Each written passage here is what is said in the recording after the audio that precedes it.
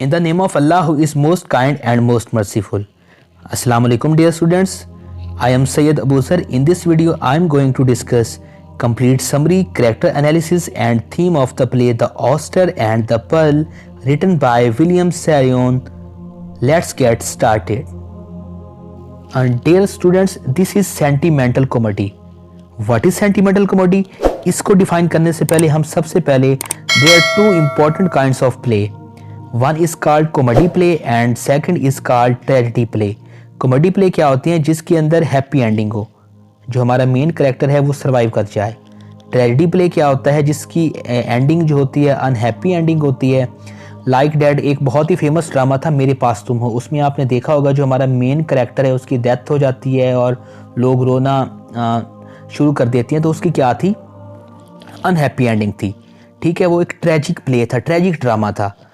तो अब हम चलते हैं अपने सेंटीमेंटल कॉमेडी। सेंटीमेंट का मतलब होता है इमोशंस। ऐसी कॉमेडी जो इंसानों के अंदर इमोशंस क्रिएट करे। वो किस किस्म के इमोशंस हो सकते हैं? It evokes emotion like PT, sorrow and sympathy. किस किस्म के इमोशंस क्रिएट करती है? हम जब उसको देखते हैं तो हमारे अंदर एहसास पैदा होता है, हमारे अंदर गम पैदा होता है या हमारे अंदर खौफ पैदा होता है। तो ऐसी कॉमेडी को हम क्या बोलते हैं? Sentimental comedy. Writers try to produce tears rather than laughter. जब इस तरह के प्ले को देखते हैं तो हमारे अंदर एहसास पैदा होता है, हमारे अंदर गम पैदा होता है। This is actually for middle class audience. और ये जो मिडिल क्लास तबके के लोग होते हैं जो बहुत सी मुश्किलात को बर्दाश्त करते हैं, ये उनके लिए ज़्यादातर ये प्रेजेंट किए जाते हैं। नेक्स्ट स्लाइड में हम राइटर का ब्रीफली इंट्रोडक्शन करते हैं। William Saroyan, who was born in 1908 and died in 1981. He was famous Armenian American novelist, playwright and short story writer. He was from Armenia और later he moved to America, California। और California बच्चों America की एक रियासत है। और he mostly wrote about the immigrant। Immigrant वो लोग होते हैं जो एक जगह से दूसरी जगह मुंतकिल होते हैं और वहाँ पे परमानेंट रिहाइश इख्तियार कर लेते हैं। He mostly wrote about family and his childhood, celebrating the joy in the spite of poverty and hunger। बहुत इंपॉर्टेंट पॉइंट है, ये गुर्बत में भी अपनी ज़िंदगी को क्या करता है? इंजॉय करता है, मुश्किलात को फेस करता है। Mostly talks about basic goodness of man. What is basic goodness of man? इंसान के पास ज़्यादा पैसे होने से इंसान बड़ा नहीं हो जाता। इंसान के अंदर जो क्वालिटीज़ हैं वो लोगों के साथ कितना अच्छा है, एक्चुअली वो ही इंसान को एक ग्रेट इंसान बनाती है। Use common language. He was awarded Pulitzer Prize for Drama in 1940 and 1943 won the Academy Award for Best Story Human Comedy. The Oyster and the Pearl। Oyster बच्चे सीप को कहते हैं और पर्ल उसके अंदर पाए जाने वाला मोती, और अमूमन ये समंदर के किनारों पर पाए जाते हैं। और इट्स वेरी सिंबॉलिक टाइटल। इसमें हमें क्या मैसेज मिलता है? Oyster represents the life and its hardship while pearl is the symbol of hope. जिस तरह हमारी ज़िंदगी में बहुत सी मुश्किलात होती हैं, जब तक हम उन मुश्किलात का सामना नहीं करते हम अपने गोल को अचीव नहीं कर सकते।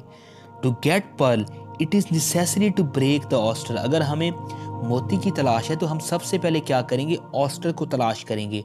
ऑस्टर को तलाश करने के बाद हम उसको क्या करेंगे? ब्रेक करेंगे, तब जाके हमें वो कीमती मोती मिल सकता है।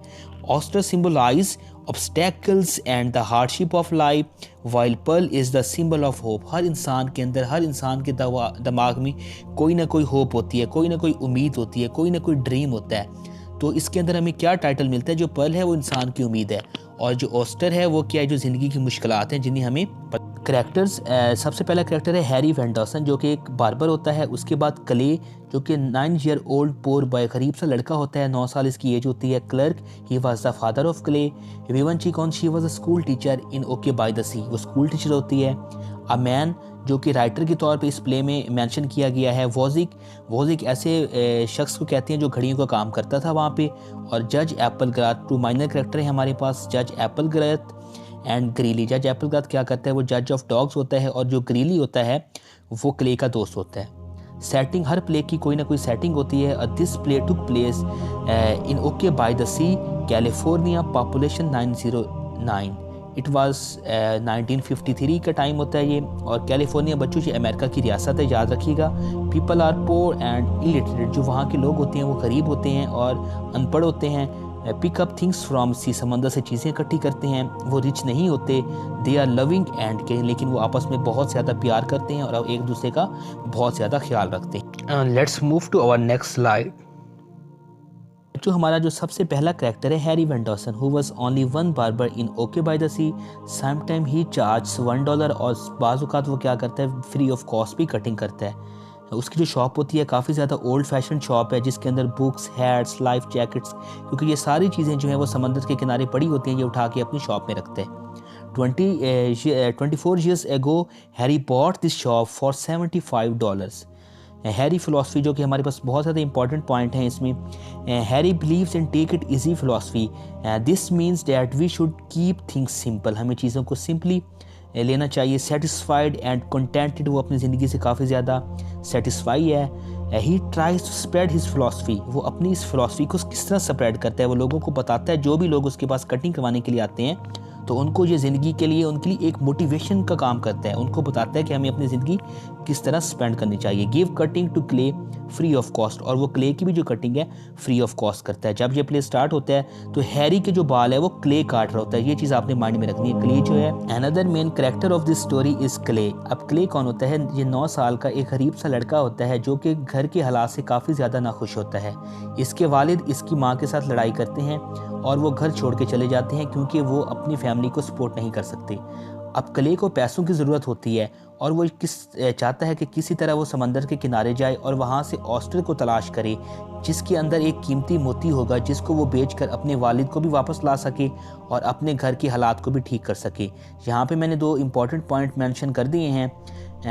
ही नीड्स मनी, किस वजह से उसको पैसों की ज़रूरत होती है? To buy mother a present, अपनी माँ को तोहफा देना चाहता है। To bring his father back, और अपने वालिद को वापस ले आना चाहता है। क्या करता है वो? न्यूज़पेपर में ऐड देता है और अपने वालिद से रिक्वेस्ट करता है कि अगर आप ये ऐड पढ़ रहे हैं तो इसको पढ़कर वापस आ जाएं। Clay finds one oyster near black rock,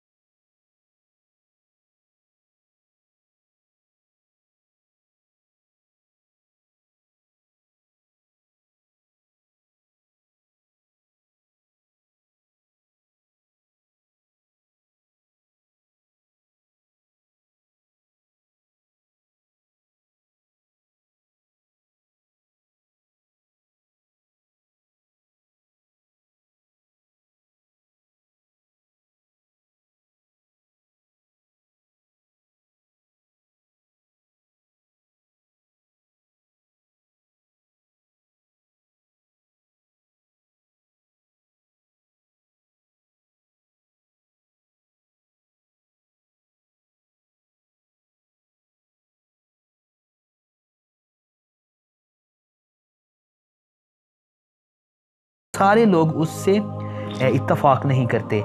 जो मिस चिकोन है, she also thinks that there is no pearl in this oyster. जो जज एप्पल ग्राथ के पॉइंट्स क्या थे यहाँ पे मैंने मेंशन किए हैं। जज also disagrees with Harry and sea is not kind to us, कि जो समंदर है वो हम पे इतना मेहरबान नहीं है कि उसने हमें ये कीमती मोती दे दिया हो। उसके बाद हैरी क्या करता है, हैरी वहाँ पे स्पीच करता है और कहता है कि हमें इस लड़के की जो उम्मीद है उसको तोड़ना नहीं चाहिए।